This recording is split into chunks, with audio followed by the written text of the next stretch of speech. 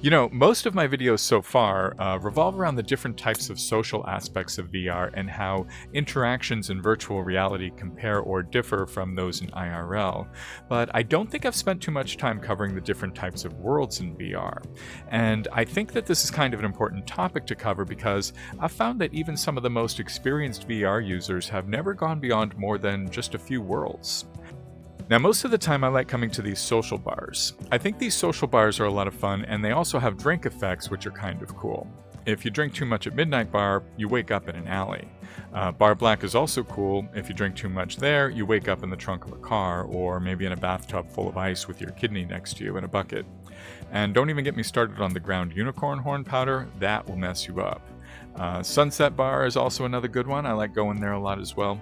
But it's not just the drink effects that make these my preferred worlds, it's the fact that there is at least an attempt at age verification to keep out the squeakers. You see, most of these worlds have actual staff, so they age verify and also they help to keep out the trolls.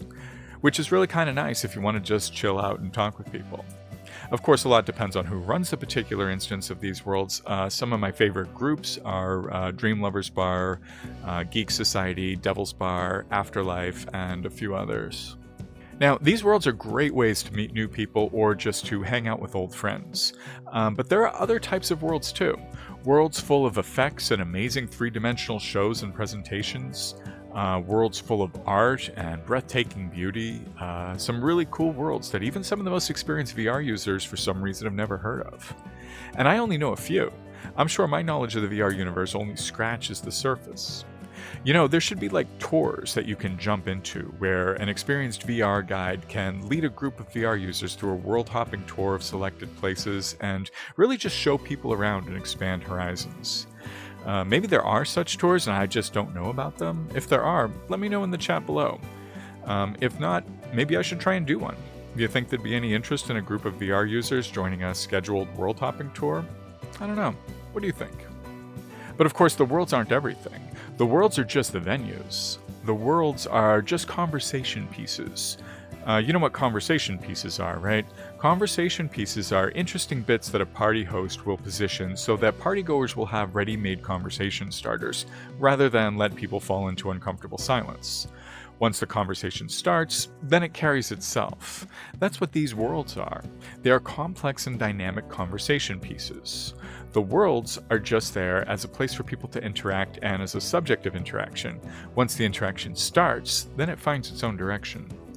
I say this just to point out that while choice of world matters for the type of person, it's what happens inside the world that's most important, and that's talking. Just simple talking. People from all over the world talking to each other. Seriously though, I do think that one of the most interesting things about VR platforms such as VR Chat is how easily you can meet and interact with people. Even new people with different mindsets from different cultures from all over the world. This is actually new in human history. Even just a few hundred years ago, the average person was born, lived, and died all within 25 miles of their home.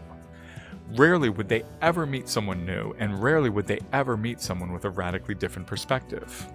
But that seems commonplace now, especially here in VR. People joke about VR chat users being antisocial shut-ins, but nothing could be further from the truth. VR users interact with people from all over the world from multiple different cultures on a regular basis. In fact, I think that the use of VR throughout the globe is going to help push the formation of an omni-language, or a universal language, as common people from all over the world learn to communicate with each other.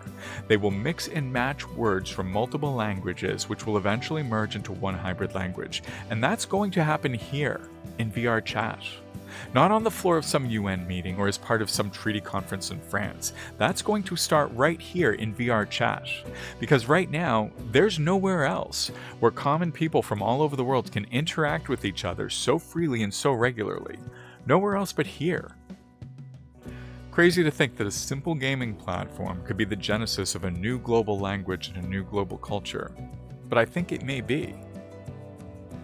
You tell me anyone else who saw that coming. Anyways, thanks for joining me. I'm Kinetic, and I will see you next time.